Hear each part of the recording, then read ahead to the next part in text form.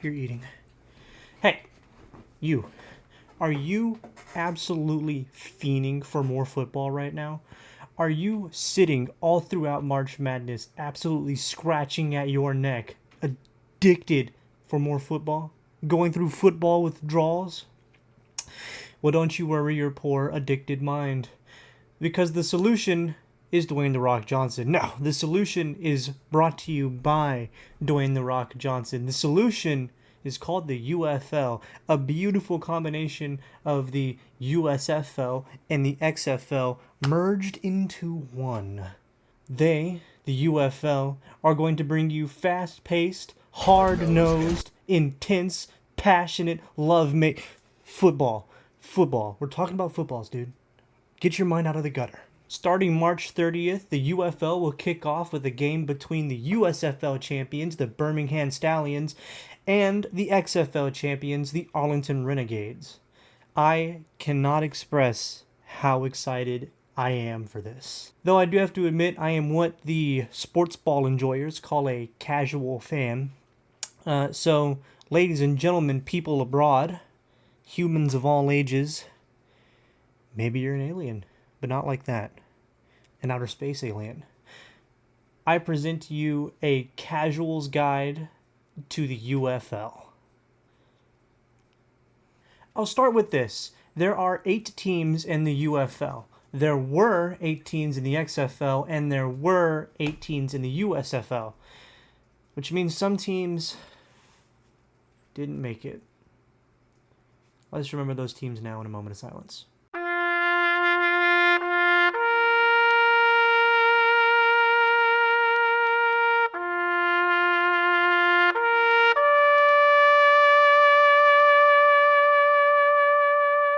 All right. Starting off with the USFL conference, we have the Birmingham Stallions, led by coach Skip Holtz. The 2-time USFL champions are ready to run it back in a new league. This team is a fun one to watch, and they should be on everyone's radar. Not only do they have a triple threat of a QB in Jamar Smith, but they also have a wide receiver Victor Bolton, tight end Jay Sternberger, but they also have former Cowboys kicker Brandon Aubrey, and they signed former Panthers QB Matt Corral. I almost, died just then on the word former, but we're not gonna, now that I address it to you, we're gonna talk about it, but... Alright.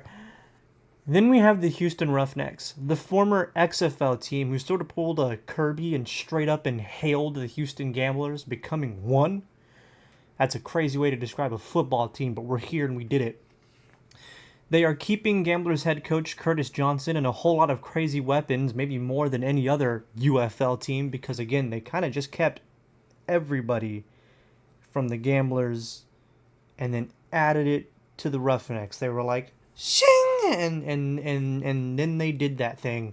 My only question is this.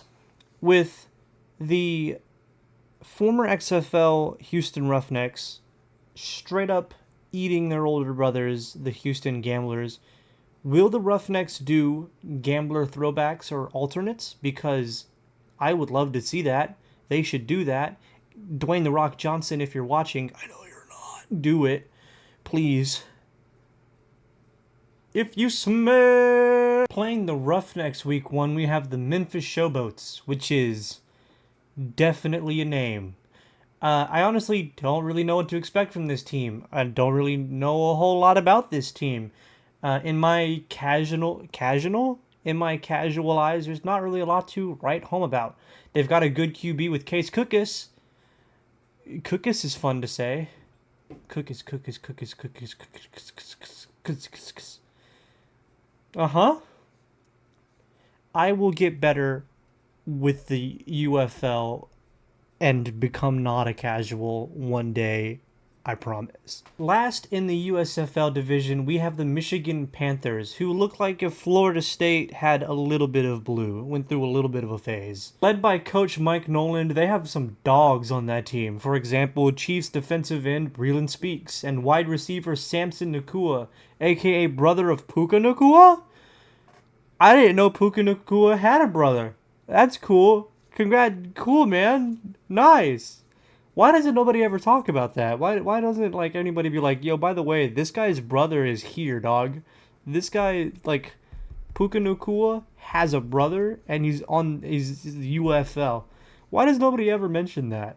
I feel like that's crazy. Maybe they did and I just like never saw it. The Panthers are doing everything they can to come off a 4-6 season in 2023. Can I just say, it does not look good for any team named the Panthers at the moment. Sorry. In the XFL, we have the Arlington Renegades. Last season, the Renegades went 4-6, then said screw it and won the whole dang thing.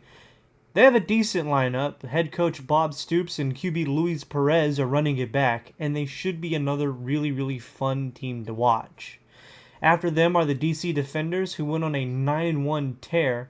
Fun fact, DC is undefeated on their Tome Herf? Yeah. DC is undefeated on their home turf. This team is one to look out for, with head coach Reggie Barlow and a stud QB in Jordan Teamu. Teamu? I'm going to say that like that. Teamu. I look forward to this team being an absolute unit. Playing them week 1 is the San Antonio Brahmas, a team named after Dwayne "The Rock" Johnson mascot, the Brahma Bull, because he's the Brahma Bull. The Brahmas are coming off of a 3-win season in 2023. The Brahmas are looking to grab this bull by the horns and yank it around, bringing in head coach Wade Phillips. Yes, that Wade Phillips, and QB Tom Flacco, brother of Joe Flacco. Again, never knew. They're also bringing back all of their best weapons. But perhaps the biggest thing around the Brahmas is signing and bringing in YouTube star and kicker phenom Destroying. I have been following this man's story for so long, and I am so happy he's finally getting the shot that he deserves. Good on you, D. Good on you. I am so happy for you.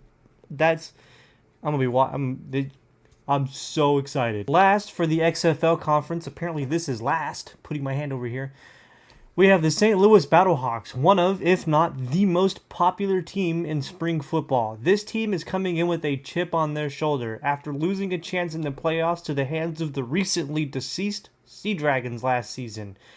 I don't know what makes the Battlehawks so popular, but some of the research that I was doing was like, yo, this is the team. So, it's going down in St. Louis, I guess. I am incredibly excited for the UFL, if you haven't heard me say it for the past 15 times. I cannot wait for what this season will bring. It'll be a little bit difficult for me to watch because they're on random days. I think the first game is on a Saturday, and I will be at work. But yeah, that is all for me. Thank you guys so much for watching. Be sure to like, comment, share with your friends. Subscribe if you want to. I will see you guys later. L'Jarius Sneed is a Titan. That's annoying. That's really annoying. Okay, bye.